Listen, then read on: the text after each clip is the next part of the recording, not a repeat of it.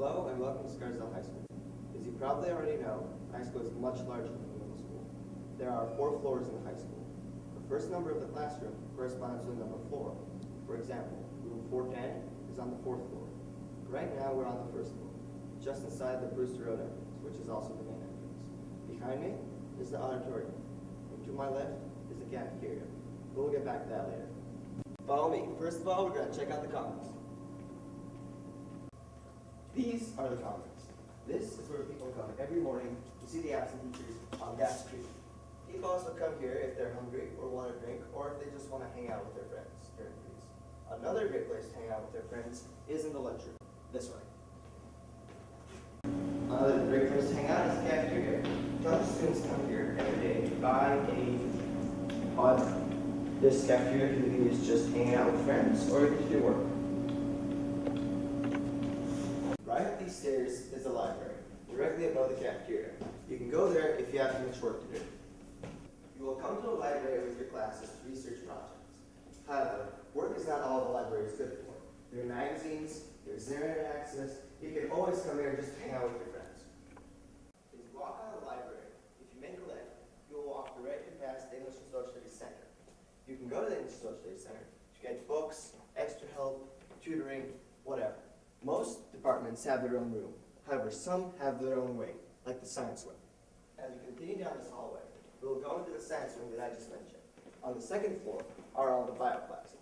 On the 3rd floor, all the chem classes, and down the hall are the physics classes. However, you won't need to worry about that for a few years. You will now go through the science wing to get to the new wing. To my left is a small computer lab. You'll be able to use these computers once you get your password from the school.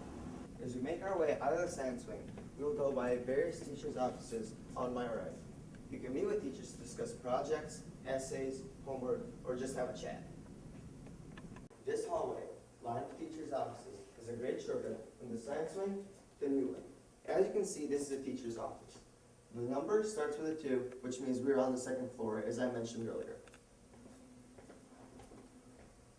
If you're ever lost, you can always use these wooden signs for directions. As you can see, we just came from the science wing, which points obviously to the science wing. Now, to my left is the new wing, also known as the north wing. The only difference is the sequence of the room numbers. If you're on the 2nd floor, the room number will read something along the lines of 2N5 as opposed to 265. That is how you distinguish new wing rooms. As I just said, to my left is the new wing. To my right is a hallway peppered with English and Social Studies classrooms. As we walk down this hallway, this leads to the main staircase in the school. It is usually very crowded, but the quickest way around. As I just said, as we continue down this hallway, we reach the main staircase in the school. This is the quickest way to and from the 2nd and 3rd floor. Now, to my right is the hallway that leads to the art center. Now, if we take this hallway and take the corridor to the right, we will reach the science wing, which we just came from. As we continue down this hallway, you can see to my left is the math center. Math classrooms continue to my right and around the corner to my left. As we continue down this hallway, like I just said, the math classrooms continue. This, however, is another less used staircase you can use to go up to the general offices or to the computer lab. As we walk up these stairs, we reach the 3rd floor. To my left will be the administrative wing. All the way down the hallway is the nurse's office. To my right will be the principal's office, and to my left will be all the dean's offices. In the high school, it's very important that you have a good relationship with your dean. As we enter the administration room, on my right is the general office. This is where Mr. Clemmy and Mr. Goldberg's offices are. On my left is the first door to the counseling center.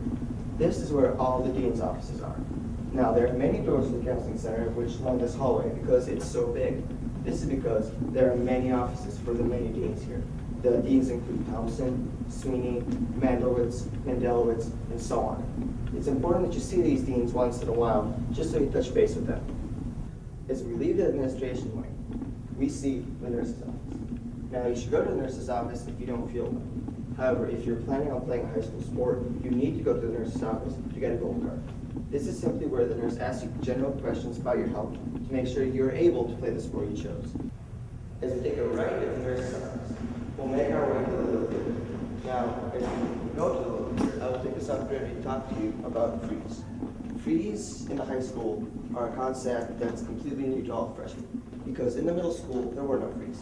You had classes every period of the day, and even if you had an absent teacher, you had a substitute.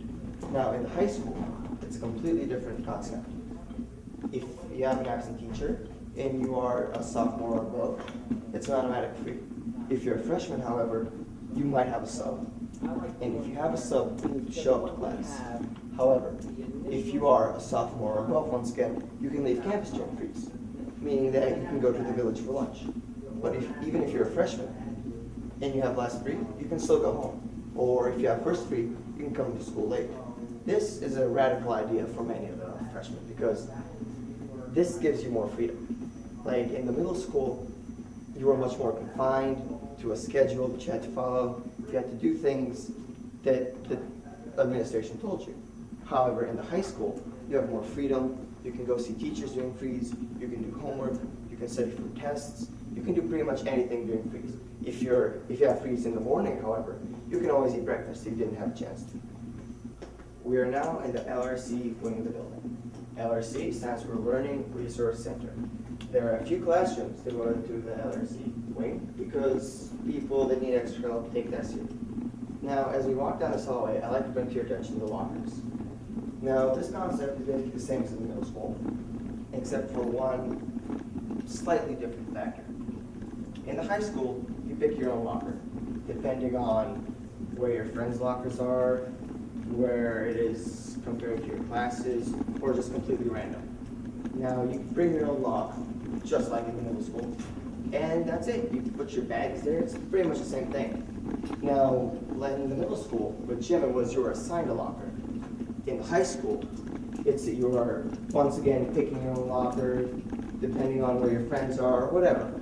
Also, you need to bring your own lock, because unlike the middle school, you're not assigned a lock. Now, as we make our way here, we'll take a right. We'll pass by the computer room. This is where many of you will be taking computer sciences if you choose to take that.